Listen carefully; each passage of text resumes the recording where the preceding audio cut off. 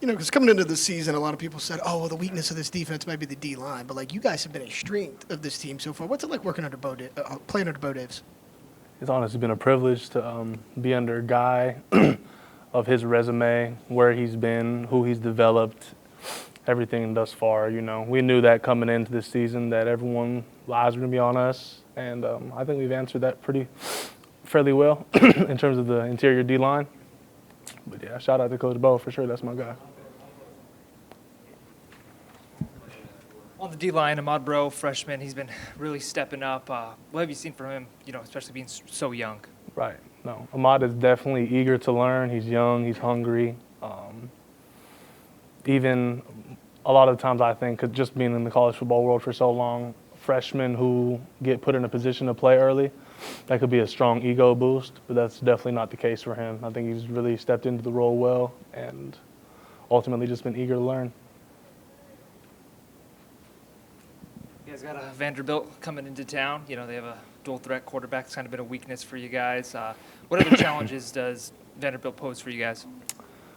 I think, honestly, every single week we try to just come in with a new mindset and a clean slate, if you will. We're not really trying to warp on the past. We're trying to execute our game plan in terms of what Coach Baker has planned for us and kind of just do it to the best of our ability. We're not really reckoning on the past. Great opportunity, obviously, to finish the season at home with 2 victories. How's the mindset kind of been in the locker room, trying to, pick it back up after the 3-game skid? Right. We're 6-1 a couple weeks ago, and we're on top of the world, and everyone's, telling us how good we are, and then we lose 3 in a row, and we're back. So we kind of just try to stay away from the media in a way and kind of just keep our best foot forward. We know we have 2 more opportunities at home for us to end the season on the right note, and I think our approach in the locker room, we're just trying to keep it together, keep everybody composed, and not try to look so far as much ahead, but look at what we have in front of us right now. So far this year, Vanderbilt's been a team, likes to run the ball, likes to control the clock. Mm-hmm. Coming into the game against Florida, they wanted to do that as well, but I thought you guys did a pretty good job stopping the run. What have you kind of learned from that Florida game that you guys can carry over into Vanderbilt? Yeah, I think we knew going into Florida week that they're going to try to run the ball and try to establish that run game. And I feel like we answered that call well. They had 1 breakout run, I think, that put them over 100 yards later in the 3rd or 4th. But up until that point, we had like 50 yards rushing. I don't know on how many carries, but I think we answered that really well. That's obviously going to be another thing this week that we're going to have to really just dig our boots in the ground and chop away at that. I don't think it's anything much more than that. I just think we need to stay focused on that. You just said you're kind of avoiding the media. Has it been kind of hard for you guys? Or anything, especially avoiding, you guys have been the talk of national media with this 3-game losing skid. Has it been kind of hard to kind of put behind you guys? I can't really speak for everyone else, but me personally, I really don't give a shit. I think I'm going to do my job to the best of my ability. I don't really care what the score is. You can see me first quarter, fourth quarter, I'm going to go.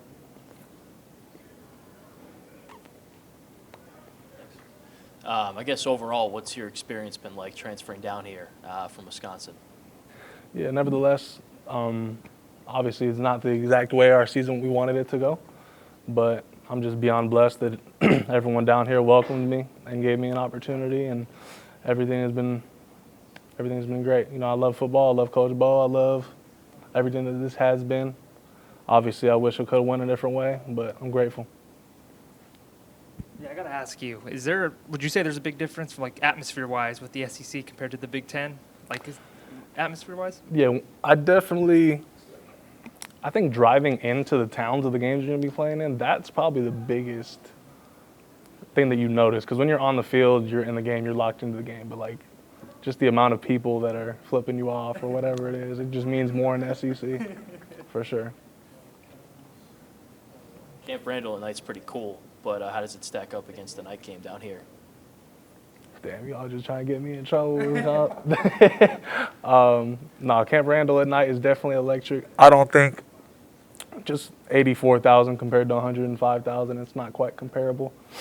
And it's in the SEC in those games if, everyone in the country's watching. I know Wisconsin just had a night game against Oregon. It looked electric, but I don't think it's quite the same. Any more guys? Any more? I guess for people maybe in your position this upcoming offseason, what would your pitch to them be if they're considering coming to play at LSU like you were? Got a good fan base, playing in the best conference in college football, and the best stage in college football, the best coaches in college football.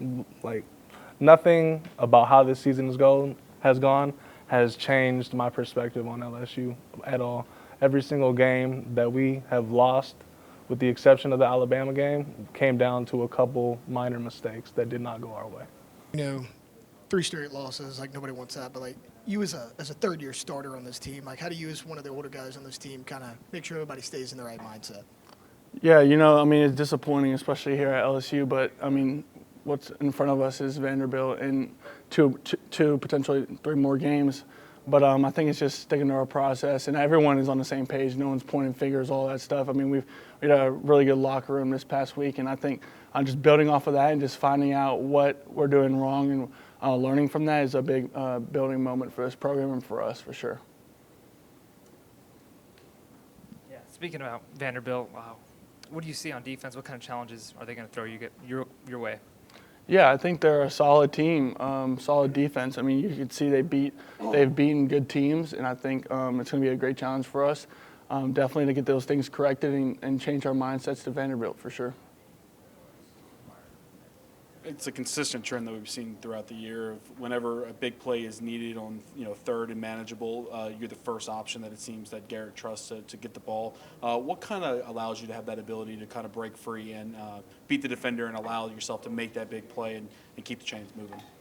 Yeah, I think it's just your football knowledge, know where the sticks are at, know what down and know what the situation is. I think in practice I try to emphasize that in two-minute drills or whatever we do in practice. So, just doing that in practice and having that, you build that trust in practice. So doing that situationally in practice was what I try to do, and not seeing that type of stuff, it opens doors for me, so it's good. Mason, obviously you made a ton of plays this year, but like another guy that kind of keeps shining week after week after week is Aaron Anderson. He got here last year, was a little bit under the radar. What have you seen from him year 1 to year 2 jump here in Baton Rouge? Yeah, he's tremendously grown. I think, he comes to practice every single day wanting to work, and he's one of those guys that he doesn't talk too much, but he puts in the work, and I could see he's grown tremendously year to year, and he's going to keep continuing to grow and keep being that weapon we need him to be, for sure. I know there's not really any moral victories, but, you guys moved the ball consistently against Florida. You just couldn't end the drives in 6, right? But do you kind of gain some confidence from that, the way you were able to just go up and down the field, pick up first downs, and keep the sticks moving? Yeah, that's something we've done well every single game. Our yardage on offense is I would say pretty well, I think, but just seeing how those little mistakes keep biting us, and we know we can't do those type of things, and we see the outcomes of these games, so just correcting those little things, and like you said, we move the ball pretty well, but what are we not doing in the red zone or when we get past the 50? So coach has done a great job this week already, kind of doing new things to help us move the ball in those areas of the field, and we know we gotta put points on the board at the end of the day. Has it been hard for you and the team to kind of throw in the back of your minds all the stuff saying on national media and from fans on this 3-game losing streak? I don't think so. I think we're a really strong, connected group. Like I said, there was no pointing fingers at the games. We know what we have to fix, and we know where we're vulnerable at. And I think just coming every single day, pushing each other and playing for the man in front of you is big for us, and playing for those seniors that could be these last 2 games for them. Anybody else? No, Nussmeier, you got sacked 7 times, but you really protected the ball through the air. Have you seen growth from this losing streak to 3? You feel like he's been responding well? Yeah, like I said, his confidence is through the roof, and it's not going to change as him as a person. We know what he could do physically, and he's done it before. So just keep continuing to trust him and put all of our trust in him. We know he's our guy for sure. The Florida loss, but you guys stopped the run really well against a team that likes to run the ball. Vanderbilt coming in, they like to run the ball as well. How does the performance against Florida kind of give this defensive line confidence to do it again? I think I wouldn't say just the performance in itself is what gives us confidence. I'd say more so we just have confidence in ourselves when it comes to striking the opponent in front of us and doing our jobs. You're not going to be perfect every time, but we're confident that we can stop the run where we need to, especially as a D-line. Just confident overall when it comes to just overall stopping the run, yeah. 2 games left at home, obviously, to finish out the season, opportunity to kind of bounce back after the skid. How's the locker room been? How's everybody kind of been emotionally and really their mindset getting ready for this week? I mean, nobody likes to lose. That's evident in any competitor. But when it comes to attacking this week, everyone's morale is up, and we feel like we have a challenge behind it, and we have to do whatever it takes to get on the other side of the streak that we're on. So the morale in the locker room has been good. The leaders are stepping up and doing what needs to be done, and I think we're headed in the right direction. You said that the leaders are kind of stepping up. Who would you kind of point out that has been very vocal or really trying to lead by example as well throughout this skid, that trying to get y'all back on track?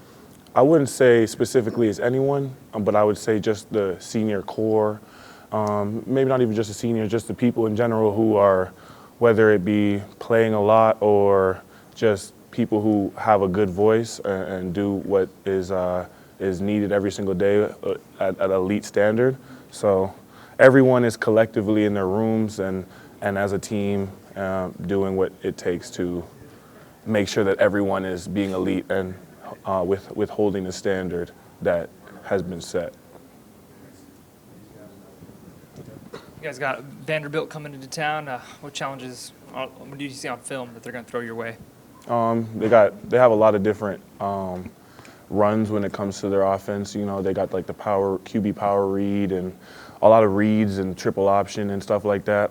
They like the quick pass, so I think it's big for us to stop the run, of course. I say that every time, but stopping the run is very important, and forcing them to get uncomfortable and have to throw the ball and hold the ball, because they'll throw it, but it's a lot of quick throws. So forcing them to have to really drop back and do the things that they're not accustomed to. And pass rushing, I feel like, is something that we do well as a D-line. So forcing them to be uncomfortable and helping us do well. Speaking of pass rush, your move to the inside next to Gio, you guys have really got a lot of attention on yourself by the offensive line. That allows guys like Savion Jones, like Braden Swinton on the edge to really flash. What have you seen from those guys? On the edge? Oh, I think they're doing a great job. Swint and Say are doing a great job. They've been doing a great job all season. They understand pass rush on a different level. And I feel like me moving inside has also helped them, because I feel like I'm a pretty proficient pass rusher. So the 3 of us on the field along with Gio just elevates the D-line as a whole, I would think. You guys possessed the ball. I know you're not on offense, but for 42 minutes, whatever it was last game, Coach said they want to continue running the football. How does that help you guys as a defense when you're not on the field for 30, 40 minutes, but more like 20? I mean, that just helps when it comes to snap count and stuff like that. You're not playing as much. You're going on the field fresher. We just need to execute when we get on the field, and the offense is giving us that. They're taking that much time. We need to go out there with fresh legs and dominate our opponent. I mean, yeah, that's what I have on that.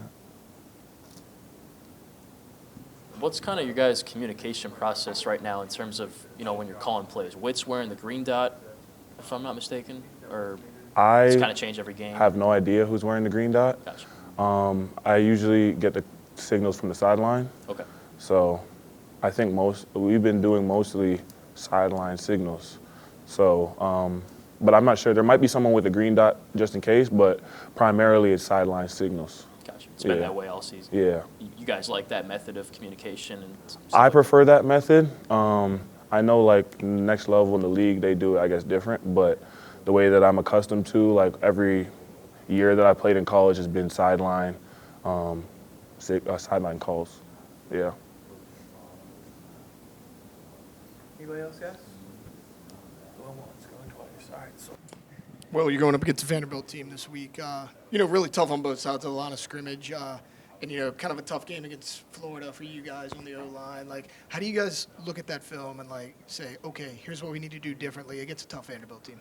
Yeah, I mean, Vanderbilt's a good team. They've had some big wins this year, and every game that, they played, they've been in for the majority of the game. So, really at the end of the day, it's us sticking to our process, sticking to what we're coached. At the end of the day, like I said over there, you're not going to win every rep. But at the end of the day, you got to fight every rep. So, whenever you go out there and make a mistake, it's always really, most of them are self-inflicted wounds that, you do to kind of put yourself, whether it might be hand placement or something of that nature. So it's something that you just got to attack during the week in your preparation to prepare for another quality opponent. Being a veteran leader on this team, nobody likes to lose on a 3-game skid. How has the morale been, kind of knowing you still have 2 games left and an opportunity to win them both here at home and finish the season on a good note? Yeah, I mean, nobody in this building wants to lose. Everybody in here wants to win more than anybody else in the entire country. So at the end of the day, this isn't what we come here for. This isn't what we work so hard for. But at the end of the day, hard work is the standard. This is what we do. And we have a great opportunity this weekend, like I said earlier, against a quality opponent to, get a stain off of us that's been on us for about 5 weeks. And at the end of the day, it's up to us as the players to go out there and get the job done. Injuries happen, you know that. Just as an offensive lineman, how much does it mess you guys up as a group of 5 when a guy like Garrett goes down with an injury midseason like that? Obviously, I've been here for 3 years. I played with Garrett ever since the day I stepped foot on campus. That's been the guy that I played next to. And, you build, it's a bond, but it's in a different way of, you're working together. Like, it just is. Like, whenever you take reps next to somebody, it becomes muscle memory. So really, whenever somebody goes down, we recruit players here for a reason. We have good players that are, 2s and 3s in there, and it's their job to be ready to go. Coach Davis coaches the number 1 guy in the room to the bottom of the totem pole. He coaches everybody the exact same, the exact intensity, the exact same looks, all of that. So at the end of the day, you have to be prepared mentally for the challenge, and we have guys like that. And like I was saying earlier, you're not going to win every fight. I mean, whenever you're starting in the SEC against a good Florida team and it's your second start, first reps, coming off of surgery, it's not going to be all roses and Skittles. Like, it's going to have some bumps and bruises to it. So at the end of the day, you have to attack preparation, but we all have a bond in that room. So, everybody trusts each other. We all know, everybody knows what to do. Everybody's on the same page. But it's our job to go out there and make it happen. Yeah, going into that Florida game, you guys only allowed 6 sacks and then obviously 7. Would you say the inexperience was, the major Achilles heel in that game? No, I mean, I wouldn't say that. I mean, I'd say self-inflicted wounds really kind of just put us there from a, collective as an offense. I mean, we didn't really do anything that night to help ourselves. And, we had 13 negative plays as an offense. You don't deserve to win an SEC game with that type of performance, and that's really the bottom line. You can't go into a hostile environment against a good team, and people get lost in these records of Florida's this season and last season they were this. And that's a good football team. They got good players. They got good coaches. Their players can play here. Our players can play there. I mean, so it doesn't matter who you're playing in this league. This is the NFL of college football. These dudes will play on Sundays just how dudes here will. So you have to go out there every week, no matter who it is, and be prepared and, have that drive to go win. And whenever you have self-inflicted wounds on the road in a hostile environment against a good team, you don't deserve to win the football game, and that's what we did. We'll kind of stick with the injuries along the offensive line. Like, you and Emory as well were kind of thrown in there in the fire as a freshman, right? Mm-hmm. Y'all were required to play right away. You got young guys in there now. Chester's in his first year. You got Paul next to you, and then Miles Frazier goes down. So you got three young guys Yeah. right in the middle, but Emory on one side, you on the other, the veterans. How have you guys kind of helped pick those guys up as far as like in-game action? Because we've been in their shoes. Most, everybody, sees me play or whatever and all of that. But if you ever got the time, go back and watch my first play of college football. I got my face ran through, punished, and that's just what it is. I mean, to be thrown in the fire like this against good teams, these dudes are trying to get paid, and all they got to do is get to the quarterback. One thing we live by in the O-line room, a D lineman get 1 sack a game, and that's the only thing he can do. 12 games, he'll be a top 5 pick. You give up 1 sack a game for 12 games, you're going to work at Amazon. Nothing wrong with that, but whenever we're here, this is what we're striving for. Like, I mean, everybody in this building wants to play on Sundays, so that's how it is. But it's only going to make them better. They're growing each week. You can see it. They're learning, not just, physically what it takes, but mentally. The game has slowed down so much for DJ, and Paul is, and it's starting, you can see it is starting to slow down for him, because whenever you're playing these good SEC teams, eventually you'll start to get the rhythm of it. And I think that's just he's going to be a great player. He's tough as nails. He fights. He's going to scratch and claw. And that's the thing. That's all you can ask for at the end of the day. Whenever you get knocked down, just get up, and that's what he does. And he's a hard worker, and I couldn't be more proud of him, because he's came so far since he's been here, and he's only going to keep growing. Has it been hard for you guys and the team to kind of throw all the background noise, in the past, national media on you guys, on the 3-game losing skid, fans coming at you guys? Has it been kind of hard to block out? At the end of the day, and no disrespect, but none of that really matters. Like, nobody really pays attention. I know I don't, because at the end of the day, no matter what anybody says, that ain't going to save nobody from getting the job done on Saturdays. People can say what they want about us at Florida, but, people are still mad about the Florida game. We're trying to get ready for Vanderbilt. So at the end of the day, it's just noise. And if, being in, a program like this where the standard is championships, whenever you don't perform, I mean, it's what you expect. I mean, it's part of it. And we know that. The coaches know that. And just how y'all know that. I mean, it is what it is. But it's something that you can't let it affect you. You got to go out there and just prepare and be ready to go the next week. Any more for Will, guys? We didn't ask any of the prior guys this. What do you think about these uniforms you guys are rocking on Saturday? Yeah, I mean, they're cool, because, I mean, I didn't really even know we had a yellow jersey. I think the last time I saw that was that mustard one they wore when Leonard Fournette was here. But at the end of the day, I mean, it's just a jersey. We don't really buy into all of that. But, I mean, at the end of the day, it looks good, I think. But Anybody else? One last one. Well, you're a great vocal leader. After the Florida loss, what did you tell the team, when everyone was down? yeah, I mean, at the end of the day, it's our job to go handle everything on the field. Nobody's out there with us. Nobody's opinions, like y'all were saying. Nobody's opinions of what we are, what we should do, who should be fired, who should do this and that and the third. At the end of the day, we got to go out there and do it. And we're put in the right positions. And like I said, we have to go out there and execute and handle everything that's thrown our way. And that's what we're expected to do, and that's what we expect ourselves to do. And that's something that we're working to this week. We're doubling down on our process, tightening the screws even more than we were. And now we just got to go out there and play our style of football for 4 quarters. I mean, something that not a lot of people know, not a lot of people pay attention to, but 3 out of the 4 losses that we've had, we've led going into the 4th quarter.